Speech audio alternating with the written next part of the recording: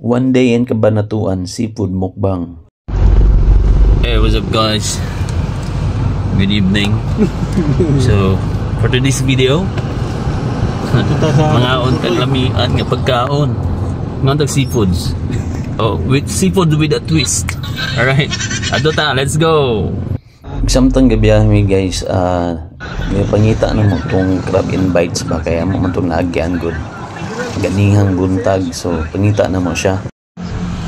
Tanawa guys, kung unsa mong kanon ron. Lami igay ni, awa. Samtang gabiyahe mi guys, ari na nakita na ginamong tarpaulin. Pagkalami agad sa seafoods guys, pagkalami. O naabot niya na day mi din hino. Diri day mi sa Cabanatuan crab and bites. Og samtang galingkod na mi, agi pala giuyog yun ni ate ang pala o. Ano? Wow, may ano.